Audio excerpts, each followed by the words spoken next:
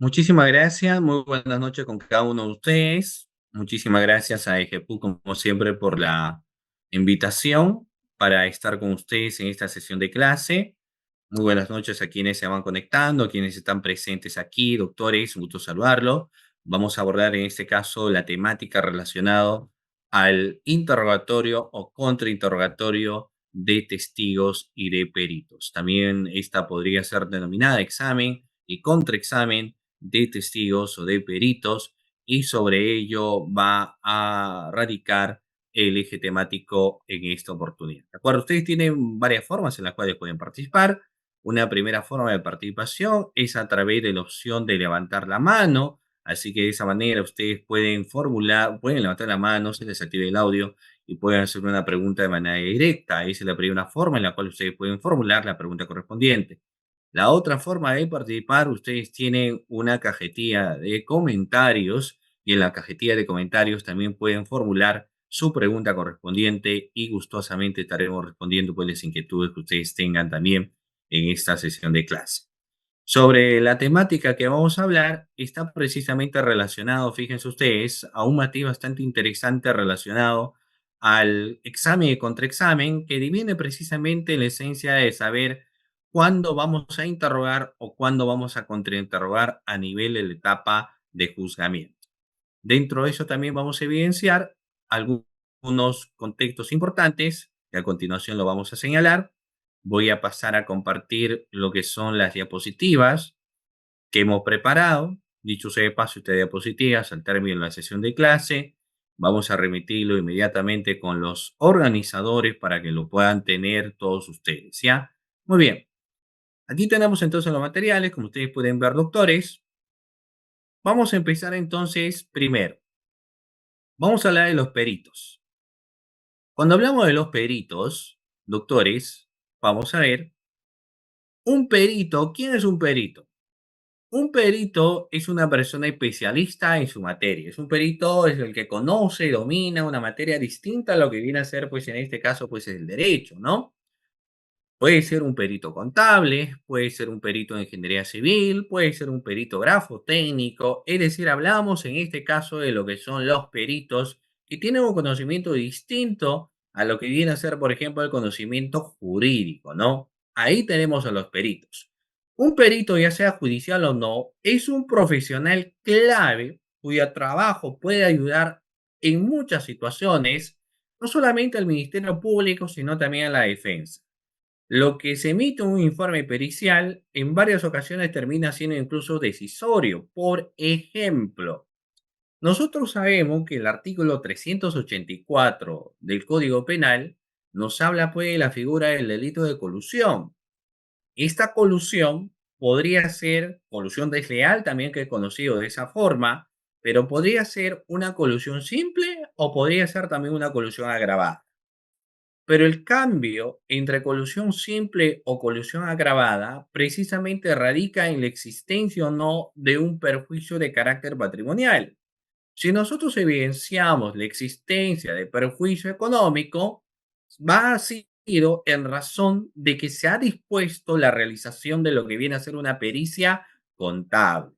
Se entiende naturalmente que en la pericia contable se ha hallado la existencia de un perjuicio de carácter patrimonial. Y ese perjuicio patrimonial no es que lo ha decidido el fiscal o lo ha dicho el fiscal, sino que evidentemente en estos casos lo que vamos a poder evidenciar, doctores, fíjense, es que ha sido producto de un informe pericial. ¿Y quién es ese perito que ha elaborado? Pues es un perito contable. El perito contable señaló hasta dónde asciende el perjuicio de carácter patrimonial. Entonces el fiscal, que tenía la idea de la existencia de una concertación y que quizás en su momento pensaba que era una colusión simple, ahora se va a dar cuenta que lo que se trata es de una colusión agravada, porque está advirtiendo la existencia de un perjuicio de carácter económico. Entonces, fíjense ustedes que lo que ha emitido un perito resulta siendo trascendental. De igual forma, lo que emite un perito cambia el destino muchas veces de cuestiones de decisión. Yo le voy a comentar algo. Miren, ¿qué podría suceder en el siguiente aspecto? Estamos ante una imputación por el caso, por ejemplo, de el posible delito de extorsión. Una señora dice, lo que pasa es que siempre me están llamando y yo sospecho que la persona detrás del teléfono, aquella que me amenaza, que me dice, que me cobra cupos, yo pienso que es mi vecino. Yo, ¿por qué tú piensas que tu vecino? Primera sospecha, porque es a la única persona que yo le he contado que iba a poner un negocio. Esa es mi primera sospecha. Segunda sospecha, de que yo escucho la tonalidad de su voz, el dejo de su voz. O sea, no hay ninguna otra persona que mi vecino. Yo los indico a él como autor de este delito de extorsión. Se le convoca, obviamente, a la persona que se le está indicando y esta persona dice, no, esa no es mi voz, es una calumnia, es una difamación, yo no lo estoy extorsionando. Bueno, acá lo que tenemos dicho con dicho, porque hay, por un lado, alguien que nos está diciendo que efectivamente es su voz, y por el otro lado tenemos una persona que nos dice que no es su voz. ¿Qué hacer para poder determinar objetivamente si eso no es su voz? Entonces tendríamos que desarrollar una pericia, claro, una pericia fonética, ¿cierto? Claro, una pericia fonética. Y dentro de esa pericia fonética, lo que vamos a hacer es una toma de muestra de la voz. O sea, muy bien, a ti se te está imputando. Tú dices que no eres la persona que estaba extorsionando, no. Nada más, yo cómo voy a extorsionar. Entonces, tomemos una muestra de su voz. Se toma la muestra de su voz. Ah, acá lo tenemos, la muestra de su voz. Y ahora vamos a hacer la copia espejo. Vamos a concatenar con la voz de la persona que llamó y que ha sido grabada. El especialista para poder determinar si es o no la voz, si es o no la tonalidad, si le pertenece su voz, es el perito fonético. Si el perito fonético dice, no, efectivamente es su voz, entonces el fiscal tendrá un elemento de convicción muy fuerte para que formalice y posiblemente para que acuse. Pero si el perito dice no, esa no es su voz, es distinto, es parecido, pero no es, entonces seguramente la pericia ha sido también importante, pero ahora importante para que el fiscal quizás decida archivar o sobreseer la investigación. En pocas palabras, lo que dice un perito termina siendo en muchos de los casos decisorio. ¿Ya? Muy bien, sigamos. Acá hay un concepto de perito. El perito es un profesional con dotes y conocimiento expertos en un área específica. Gracias a su amplio conocimiento en un ámbito determinado, es capaz pues de asesorar y servir como consulta en aquellos conflictos dentro del ámbito en la que es experto. La principal función del perito es proporcionar, doctores, un análisis técnico e independiente, reiteradamente. Una de las principales funciones que tiene el perito es proporcionar un análisis técnico e independiente sobre los hechos y pruebas objetivas que van a ayudar en este caso al tribunal o al juzgado a dictar, se entiende, la resolución más justa necesaria. ¿Ya? Muy bien. El perito tiene que actuar con objetividad, neutralidad y simplemente cumple una función que él tiene, que es la de emitir su informe, pues, pericial. Dicho esto, el artículo 172 del Código Procesal Penal, si tenemos nuestro código excelente, si no lo buscamos, el artículo 172 nos habla de la procedencia de un perito. Ya, reitero nuevamente, en el capítulo 3, cuando hablamos del contexto de la pericia, el artículo 172 me hace mención a la procedencia. O sea, ¿cuándo procede tener un perito? ¿No? Dice, la pericia procede siempre que para la explicación y mejor comprensión de algún hecho se requiera conocimiento especializado de naturaleza científica, de naturaleza técnica, artística o de experiencia calificada, que no lo tiene obviamente el fiscal, porque el fiscal ve las cosas en base al marco de la de la ley, en base a lo que señala el artículo y demás. Acá lo que estamos evidenciando es dentro del contexto de la experiencia calificada científica, técnica o artística que se entiende que tiene un perito, ¿no? Muy bien. Cuando ello sucede, cuando durante el desarrollo de la investigación fecal dice es necesario contar con un perito, entonces lo va a plasmar en una disposición. En esa disposición se va a solicitar la designación de un perito, ¿no? Entonces el perito, cuando va a ser designado, se corre el traslado de los sujetos procesales la designación de dicho perito. Ahora, ¿por qué es importante correr traslado de los sujetos procesales la designación del perito? Porque los sujetos procesales podrían hacer observaciones a dicho perito. ¿Qué tal y el perito tiene algo de antipatía con el acusado? ¿Qué tal y el perito sea una persona imparcial? ¿Qué tal y el perito no sea objetivo, tenga algún antecedente que quizás no se conoce? Pero la otra parte sí. Entonces puede hacer observaciones a su perito. También es un momento procesal oportuno para nombrar tu perito de parte. Puede presentar tu perito de parte. Entonces el artículo 173, que nos habla de nombramiento, nos habla en ese sentido que el Ministerio Público nombrará a su perito y corre el traslado de la misma y los sujetos procesales pueden presentar su perito de parte. El perito va a hacer una juramentación, pero también dentro de ello se le va a explicar el tiempo que se necesita para que emita su informe pericial. El tiempo para la emisión del informe pericial puede variar entre 30 días, 40 días, o tratándose de pericias mucho más complejas, se entiende que el plazo va a ser mayor, ¿no? En el caso más complejo, mayor vamos a tener el plazo, en el caso, por ejemplo, de las pericias. Pero lo que es cierto es que todo tiene que estar sujeto dentro del marco del tiempo procesal. Si yo tengo una investigación que solamente me queda 5 meses y ya no puedo ampliarlo, entonces naturalmente yo voy a necesitar, fíjense ustedes, más tiempo de prórroga para desarrollar quizás esa pericia. Pero el perito tiene que estar viendo de que solamente tengo como plazo de investigación un total de 4 meses. Entonces, el perito en 2 meses ya lo debe terminar o en 30 días. Luego puede solicitar, obviamente, la prórroga correspondiente siempre y cuando esta prórroga también resulte siendo necesaria. ¿Ya? Muy bien. El artículo 174 nos habla del procedimiento y designación y obligaciones del perito.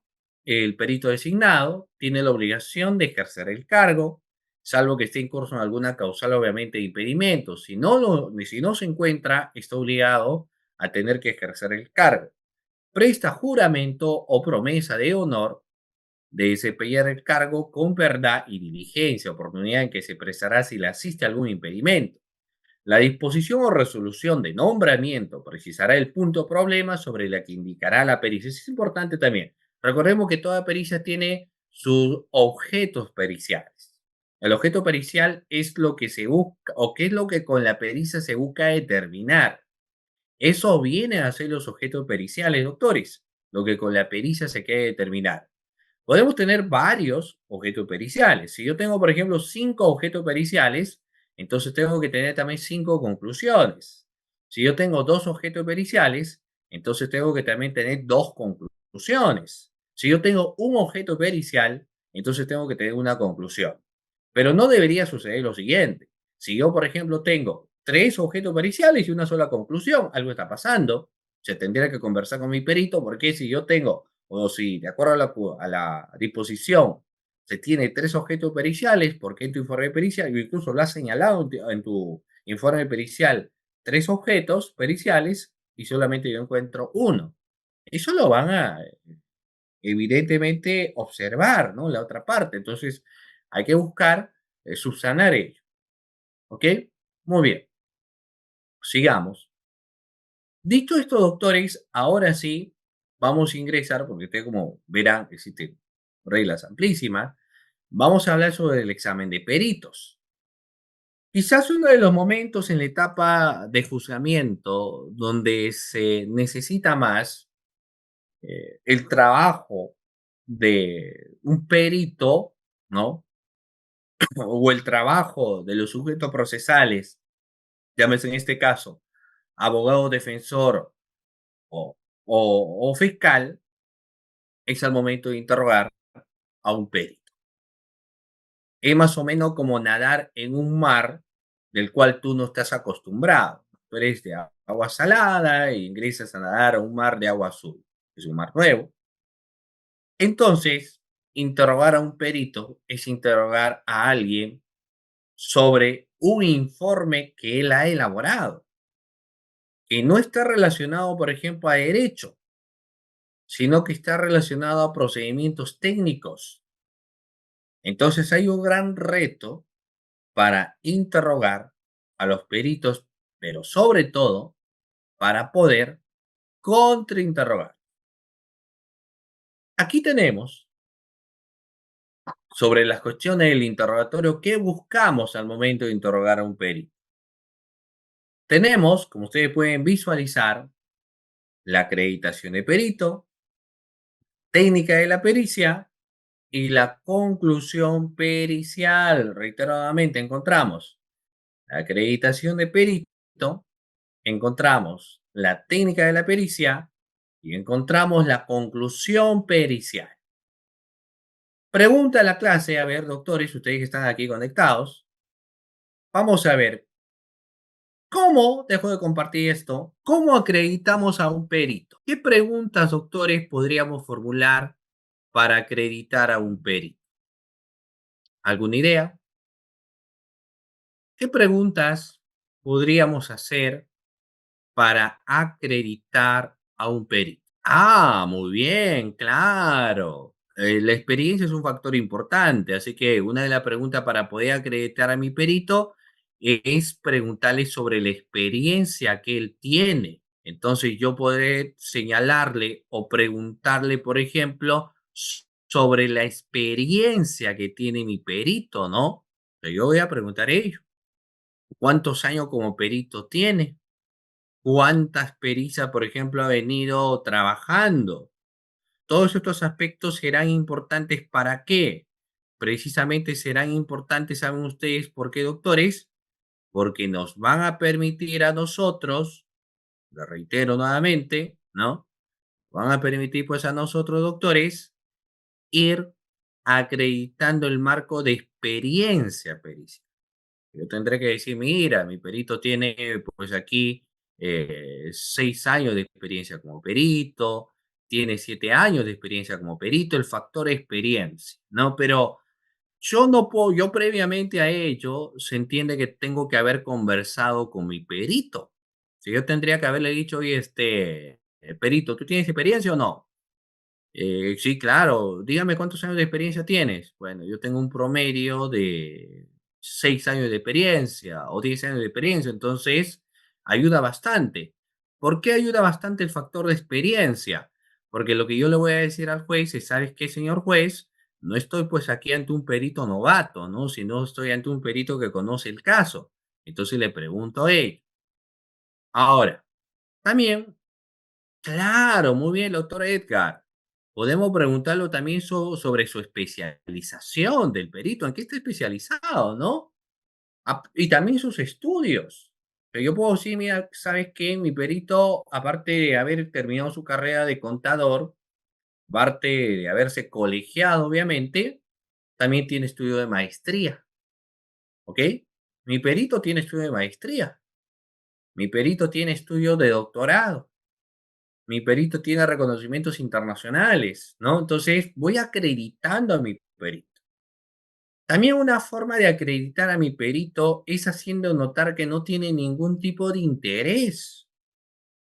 Porque, a ver, ¿el perito tiene algo con el acusado? No, el perito no tiene nada con el acusado, ¿no? Se entiende que el perito, pues, es una persona que dice de todo y cuanto le corresponde como perito y en base a la emisión de la pericia que realizó.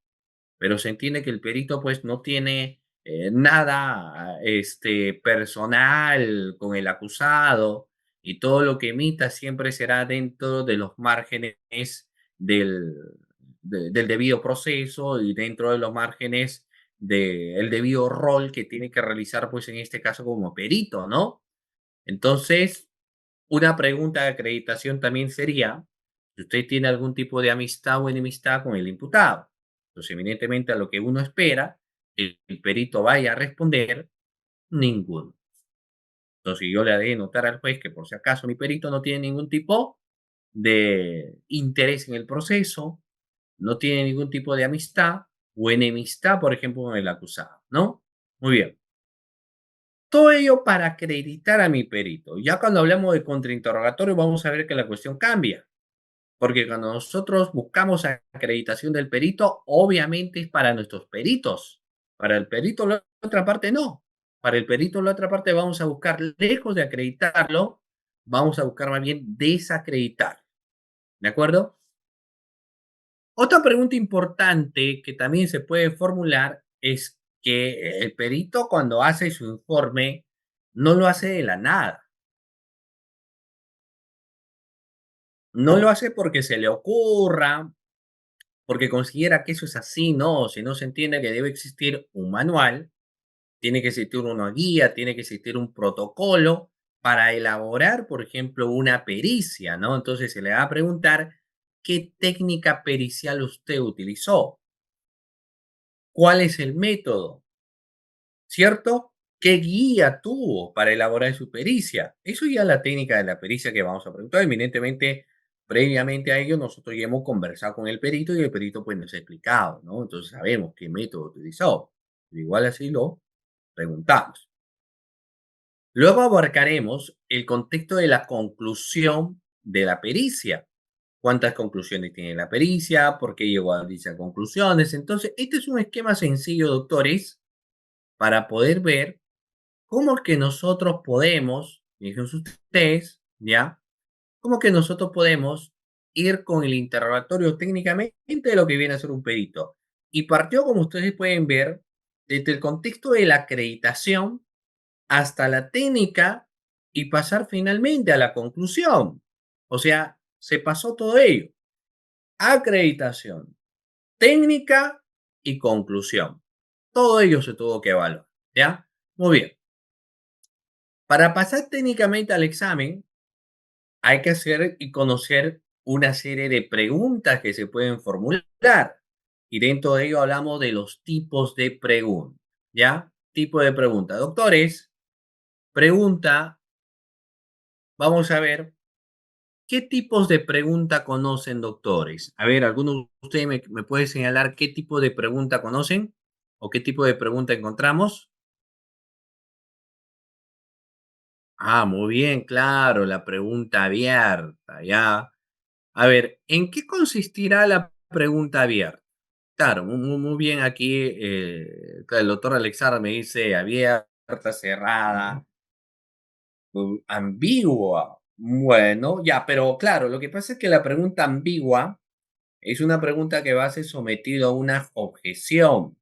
Cuando, mira, ¿cuál es lo adecuado? ¿Es decir, tipo de pregunta o tipo de objeciones? Más bien tipo de objeciones. Y las objeciones que hacemos es a preguntas que pueden ser impertinentes, a preguntas que son ambiguas, a preguntas que son superfluas, a preguntas que son capciosas. Eso, digamos, son preguntas que no son adecuadas y es la que precisamente por ende uno recurre a lo que viene a ser una objeción, ¿cierto? Recurrimos a lo que son las objeciones. Lo que pasa es que en este caso, lo que vamos a hablar es qué tipo de preguntas más bien buenas existen, ¿no? O qué tipo de preguntas relacionadas a las técnicas de litigación es la que nosotros debemos utilizar o debemos encontrar. Y dentro de ese tipo de preguntas encontramos, pues, primero, lo que hace un momento decíamos, las preguntas de legitimación. Las preguntas de legitimación buscan acreditar a nuestro perito o buscan acreditar a nuestro testigo.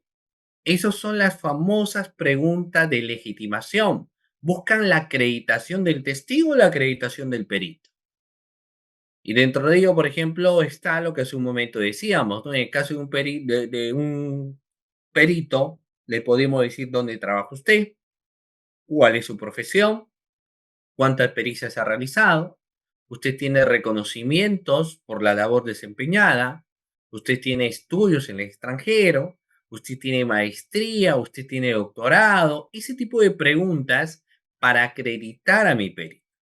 Ahora, si es un testigo también le puedo realizar, porque ¿quién es un testigo? Dejo aquí de lado a un perito para abordar ahora quién viene a ser un testigo. Doctores, pregunta, ¿quién vendrá a ser un testigo? Ya hemos mencionado quién es un perito, pero ahora la pregunta es, ¿y quién es un testigo? Para empezar, el testigo es una persona que estuvo presente en un momento donde se suscitó un hecho delictuoso. O es una persona que escuchó la realización de un hecho delictuoso. Entonces se convierte en testigo. El testigo narra los hechos y tiene que narrar dentro del contexto de la veracidad. Si el testigo lo que me dice tiene que ser verídico. El testigo no puede especular. Lo que me dice el testigo tiene que estar dentro de los parámetros, como le señalaba, del contexto de la legalidad, ¿no? Entonces, el testigo, yo le puedo hacer preguntas, porque hay que ver también si tiene antecedentes o no. Una pregunta bastante interesante, ¿no? Entonces, yo previamente, naturalmente, tengo que conversar con mi testigo y preguntarle, ¿usted tiene algún tipo de antecedente o no tiene ningún tipo de antecedente? Si tiene algún tipo de antecedente, ¿qué tipo de antecedente tiene? ¿No? Si yo acredito, obviamente, le diré, ¿usted tiene algún tipo de antecedente? Y su respuesta será no. Luego le preguntaré, ¿usted tiene algún tipo de interés con el proceso? No. ¿Usted tiene algún tipo de amistad con el acusado? No. ¿Usted tiene algún tipo de enemistad con el acusado? No. ¿Usted tiene algún tipo de interés en el proceso? No. ¿Usted ha recibido alguna dávida o algún emolumento o algún tipo de beneficio para que declare a favor o en contra del acusado? No. ¿Usted ha venido por su propia cuenta? Sí. Entonces, por ejemplo, este tipo de preguntas que se están formulando son preguntas de legitimación, ¿no? Son preguntas de legitimación que las podemos formular a un testigo y las tenemos que formular también a un perito. Las preguntas de legitimación. ¿Estamos, doctores? Sí. Después de la famosa pregunta de legitimación, ingresan las preguntas de transición, así se le llama, ingresan la pregunta de transición. Una pregunta de transición es la que da el salto inicial de las preguntas de legitimación, ¿no? A lo que van a venir a ser luego las preguntas abiertas o las preguntas cerradas que se focalizan fundamentalmente en cada hecho controversial. En las famosas preguntas de transición, yo puedo mencionar lo siguiente. Establecido lo anterior, ahora quiero que nos centremos en lo que ocurrió en determinada fecha, ¿no? Entonces, fíjense que la pregunta que yo estoy lanzando es una pregunta de transición y parto señalando establecido lo anterior, quiero que nos concentremos o nos ciñamos en lo que ocurrió en tal fecha, ¿no? Eso es un ejemplo típico, por ejemplo, de lo que viene a ser una pregunta de transición. Establecido lo anterior, nos centremos en tal aspecto, ¿ya? Muy bien. Luego tenemos las famosas preguntas abiertas. ¿Ok? En el caso de las preguntas abiertas, ¿cuál creen ustedes que es el objetivo de una pregunta abierta? Doctores, pregunta nuevamente, ¿cuál creen ustedes que es el objetivo de una pregunta abierta? ¿Qué facilitan o qué se permite con una pregunta abierta? Si yo te digo, a ver, cuéntame lo que sucedió, claro, narración libre, perfecto, narración libre, ¿ok? Muy bien. Pero obviamente puede haber algo más. Si no es lo mismo que yo te diga, ¿a qué hora te despertaste? Si yo te hago si yo te digo a qué hora te despertaste, eso no es una pregunta cerrada. Tú tendrías que decirme a las 6 de la mañana, a las 8 de la mañana, qué sé yo, ¿no? Pero es un típico caso de una pregunta cerrada. Pero en cambio, cuando yo te pregunto, cuéntame, ¿qué hiciste en la mañana? Entonces, ¿qué hiciste en la mañana? Tú me puedes decir, bueno, hice muchas cosas. A ver, y les pregunto a ustedes, ¿no? ¿Qué hicieron en la mañana? Ah, ustedes me dirán, fui a trabajar, me levanté a las 6, ¿no? Entonces, las preguntas, claro, las preguntas abiertas permiten que una persona detalle acontecimientos. Y yo le digo, a ver, cuéntame qué hiciste toda la mañana. hice tal cosa, me fui a mi trabajo, me encontré con tal persona, desayuné esto, almorcé lo aquello, hice tal cosa, llamadas, planifiqué tal. Entonces, las preguntas abiertas permiten que una persona se explaye más. En el caso de la etapa de juzgamiento, yo tendré que formular preguntas abiertas a un testigo con el objetivo que este testigo pueda explayarse más, con el objetivo que el testigo me dé mucho más detalles, con el objetivo que el testigo eh, me dé mucho más aporte, ¿no? Me aclare sucesos, me diga acontecimientos, me dé detalles.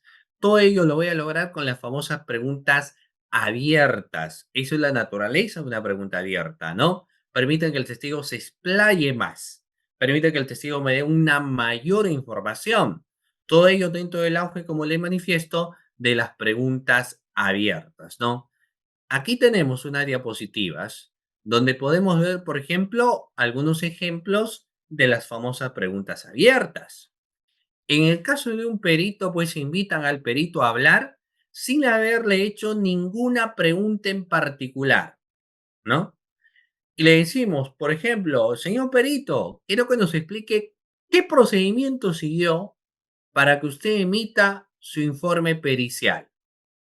Y vaya que le vamos haciendo esa pregunta. Entonces el perito me dirá, el procedimiento que yo seguí para emitir dicho informe pericial fue esto, fue lo aquello, fue lo esto. Entonces nos empezará dando una explicación el perito sobre el procedimiento que se llevó a cabo, ¿no? Si yo le digo, perito, a ver, quiero que me explique el contenido de su informe pericial, entonces sucederá exactamente lo mismo porque el perito me empezará a dar detalles precisamente sobre lo que vino a ser el contenido del informe pericial. Tuvo esto, lo aquello, lo otro, y me dará mucha información. Si yo les digo, coméntenos cuáles son las conclusiones, es cierto, esta pregunta podría ser cerrada o podría ser considerado cerrada, si yo al perito le digo, a ver, quiero que nos explique la conclusión de su pericia, pero nos va a dar el auge de probabilidad de que precisamente el perito nos termine dando una mayor explicación de cómo abordó esas conclusiones. Entonces, en esos casos resultará siendo válido, por ejemplo, el tipo de preguntas abiertas que podemos desarrollar a dicho perito, ¿no? Perito, dígame, ¿qué método utilizó para arribar a dichas conclusiones? Estas también permitirán, ¿no? Que el perito me explique o por qué usted utilizó ese método. Entonces permiten que el perito se explaye más. Esa es la gran importancia de tener que formular, estimados doctores, los típicos casos de preguntas abiertas, ¿ya? De preguntas abiertas. ¿De acuerdo? Sigamos. Pasemos ahora a las preguntas cerradas. ¿En qué creen ustedes?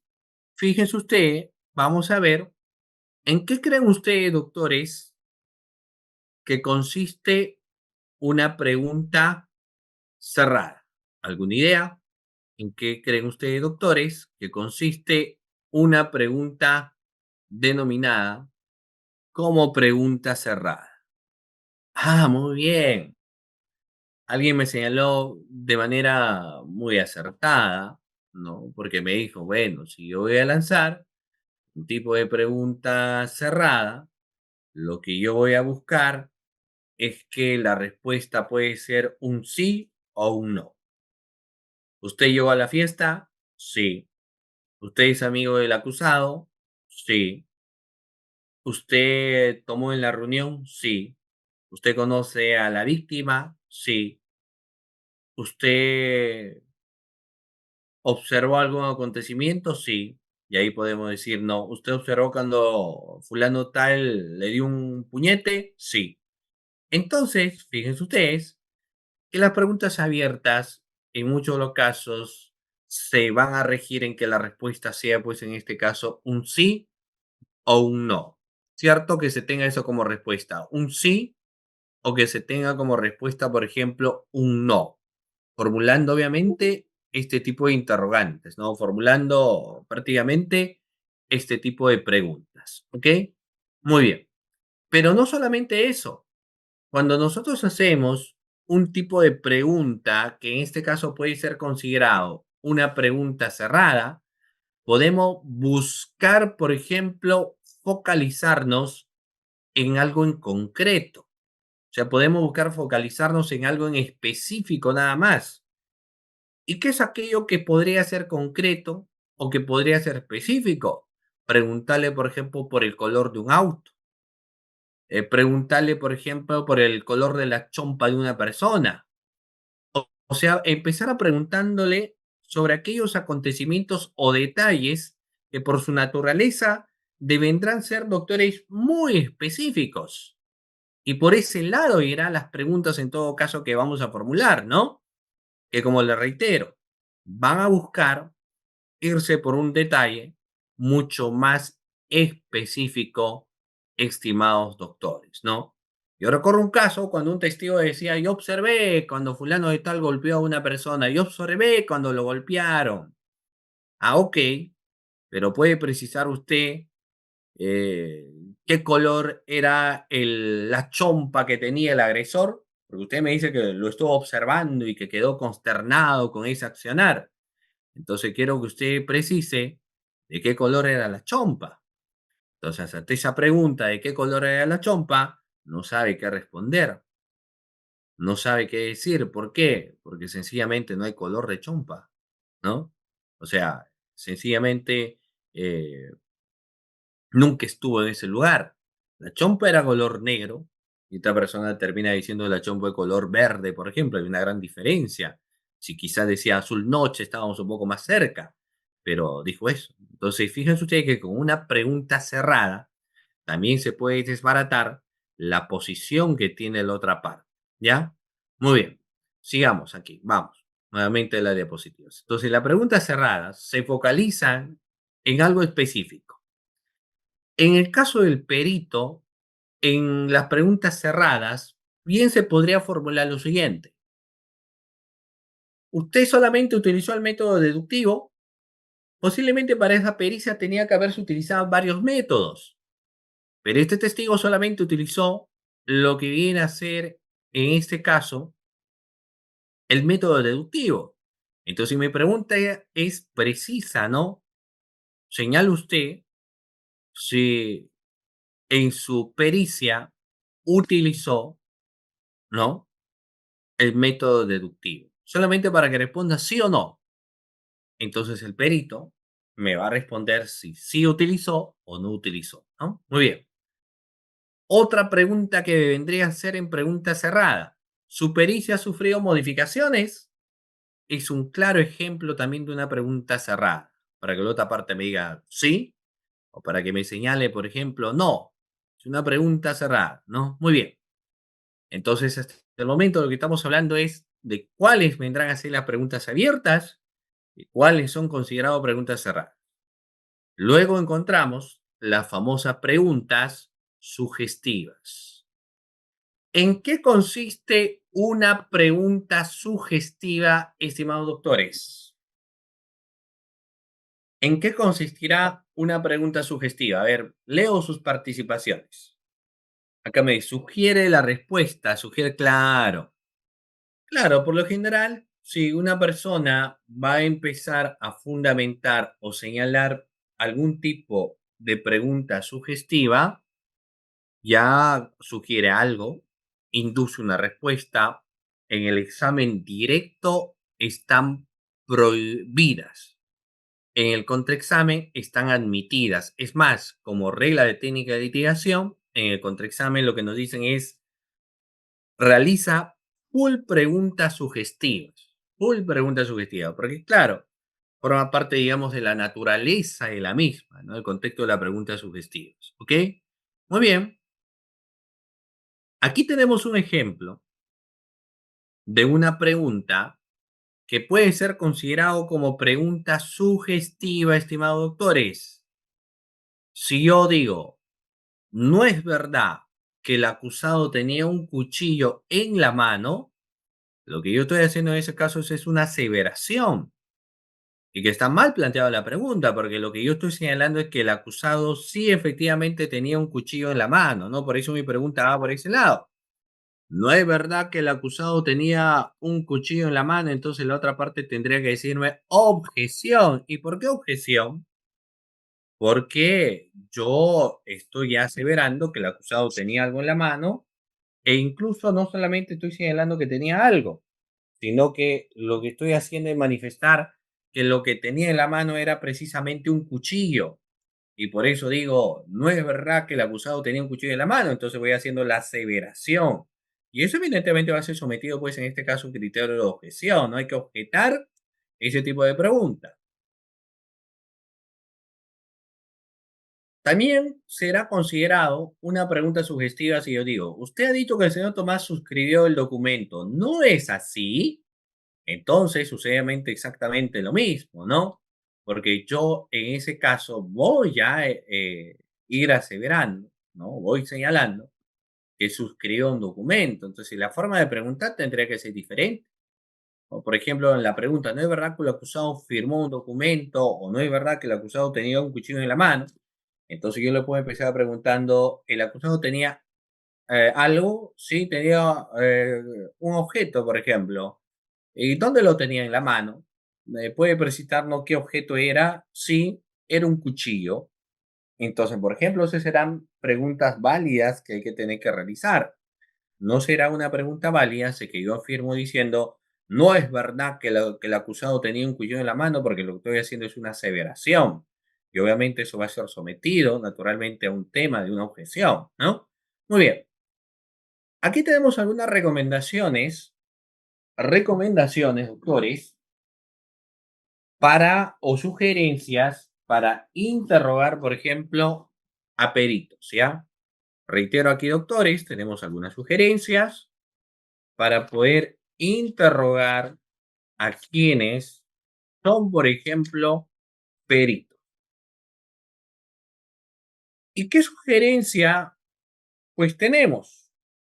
Lo vamos a ver a continuación. Dentro del marco de sugerencias que podemos encontrar,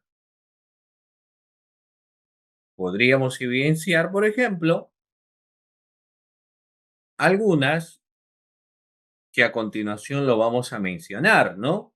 Reitero, dentro de alguno de los contextos y sugerencias que podría existir, podríamos pues mencionar algunas de estas a continuación para tenerlo básicamente también en cuenta, ¿no? Para analizarlo en todo caso de la mejor manera también, eh, o como tiene que ser, ¿no? Como tiene que ser, ¿ya? Muy bien. Vamos a ver entonces. Fíjense ustedes. Una de las recomendaciones o sugerencias es hablar con voz alta y pausada, nos dice doctores. Hay que hablar con firmeza, sí.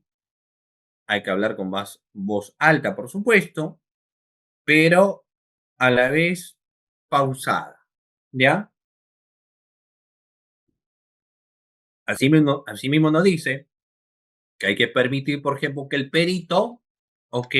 Se tome su tiempo para poder responder, reitero nuevamente. Hay que hacer preguntas y esperar que el perito se tome su tiempo para que éste pueda responder. En realidad no existe, digamos, una obligación para que el perito pues, me responda inmediatamente, me diga esto es así o este es asá. No, no, no. O sea, no existe, doctores, una obligación, ¿no? Para que el perito, pues, en este caso, me termine diciendo algo, ¿no? Vamos a ver, de manera inmediata, sino que el perito, como le señalo, puede en este caso tomarse su tiempo para que pueda responder, estimado doctor. ¿Ya? Hay que mantener contacto visual con quien puede ser en este caso considerado, doctores, nuestro perito también. Eso es un factor bastante importante. Hay que mantener contacto con nuestro perito porque finalmente la información que el perito nos puede dar. Eso es una información muy importante y es, entiende, una información de calidad que nosotros también podamos tener, ¿ya? Muy bien, ¿ok? Vamos a ver, recordar que el gran protagonista no es quien interroga, sino es en este caso el testigo o el perito, ¿ya? Ahora vamos a pasar finalmente al contraexamen. El contraexamen también tiene algunas reglas importantes. Dentro del contraexamen, lo que nosotros podríamos evidenciar es básicamente lo siguiente. El contraexamen tiene dos objetivos. Un objetivo del contraexamen, vamos a ver aquí, doctores, es atacar a la persona del testigo, ¿ya? Y también podemos ver que otro de los objetivos que se tiene en el contraexamen es atacar su versión, ¿ya? Acá teníamos los objetivos del contraexamen. Atacar la credibilidad personal del perito, y para ello yo puedo decirle muchas cosas sobre el perito. Y por el otro lado, es atacar la versión, por ejemplo, que me puede dar el perito. Entonces eso viene a ser ejes bastante importantes que nosotros, pues, doctores, desde luego debemos tener en cuenta, ¿ya? Muy bien, acá existe una técnica, es la técnica que seguramente ustedes la han escuchado en varias ocasiones, pero bueno, el confrontar a un testigo o el perito, ¿con qué lo confronto? Con sus dichos anteriores, con algún documento que pueda existir. Entonces, tiene que existir obviamente algo a través del cual yo puedo confrontar a ese testigo o ese perito, porque tampoco lo voy a poder confrontar así, así nada más, sino tiene que existir algún documento o algo para poder, doctores, confrontar al perito. ¿Ok? Muy bien. Acá existía, le decía, alguna técnica que es confirmar, acreditar, confrontar, acabar. En realidad hay varias técnicas, es una de las que quizás se utiliza más, porque lo que nos dice es que confirmar, vamos a repetir la parte del testimonio que nos gusta. Acreditar, vamos a acreditar la versión que nos está señalando. Vamos a confrontar, confrontamos al testigo con su contradicción. Y finalmente podemos acabar, que es callar, nos dicen, ¿no? En el caso de acabar, ya decimos, ya no tenemos más palabras. Entonces vamos acabando con la versión que va señalando. Muy bien. Acá hoy tenemos algunos contextos jurisprudenciales en el artículo 181 del Código Procesal Penal. Nos habla, por ejemplo, del examen pericial. No es obligatorio cuando no se cuestiona la fiabilidad o cuando el aporte solo se basa en la percepción subjetiva, ¿no? Doctrina legal AP 2-2007. Tenemos valoración de la prueba pericial en delitos sexuales y la rectificación de pericias institucionales por un perito distinto al que se practicó también. ¿Ya? Ya estos materiales inmediatamente también yo los remito a través de la coordinación para que ustedes lo tengan, doctores. Entonces, de esta manera, estamos llegando a la parte final de la sesión del día de hoy. Quiero agradecer en primer lugar a EGPUB por la cordial invitación, ¿de acuerdo? Agradecerles a cada uno de ustedes que han estado presentes en esta sesión de clase también. Muchísimas gracias, estimado participante, por haber dado o haber concurrido a esta sesión de clase. Muchísimas gracias y Dios mediante, pues espero verlos en una próxima oportunidad. Muy buenas noches.